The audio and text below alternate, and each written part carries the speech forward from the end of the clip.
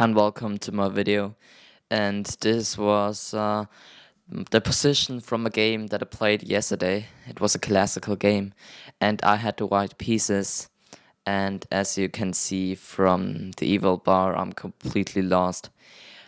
I'm down to pawns.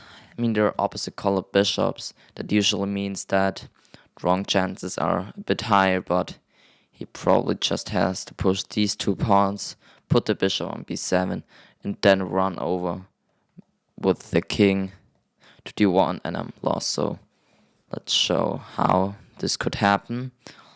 Maybe g2.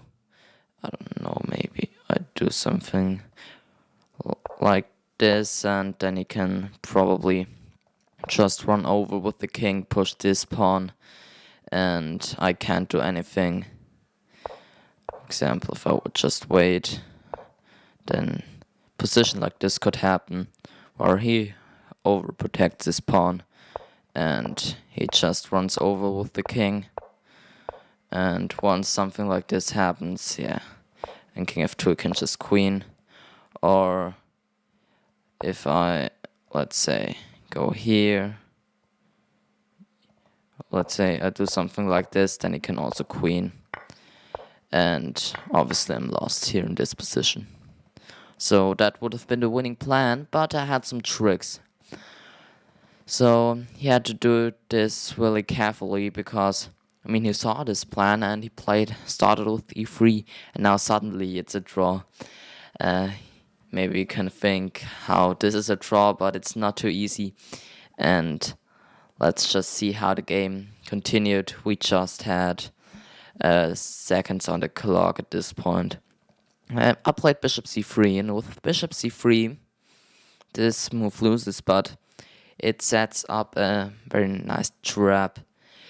And the trap of bishop c3 was, after e2, which he played, I played bishop e1. And now actually I have a threat. So in the game he played bishop e7. And if he played bishop e7, and now I had a really nice move. Bishop takes g3, and suddenly he can't take because this is stalemate. The king controls these three squares, the pawn controls this one, and it's a stalemate. So in the game he tried a bit, I don't know, maybe he played something like this, but with opposite colored bishops and I control this square, there wasn't anything he could do anymore. Just be careful not to play king f2 because then he can queen. This is again winning for him.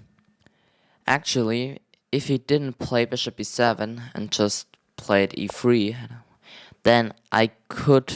My intention was when I played bishop c3, I saw this, then I can play b7, and now he has to take, otherwise I'm queening. And now again I can take, and now this bishop controls this square. Because I can't take immediately, because then I have this square available. If I play b7, he can just checkmate me. So let's get back to this position here.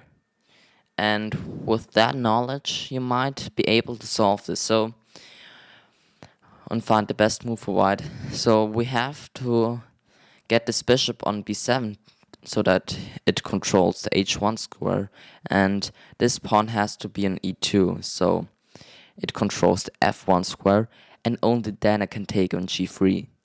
So how can we force this bishop to b7? Yes, of course, by playing b7. Now he has to take. How can we force this pawn to go, that it has to go to e2? We can attack it like this, but then the problem is we can't take this pawn anymore. So we have to attack it like this, and now this king can't defend this pawn. So like has to push, and now I can take. And again, if he takes, this is a stalemate. So I hope you enjoyed this video. Maybe you can execute such stalemate tricks in your own games, and see you in the next one.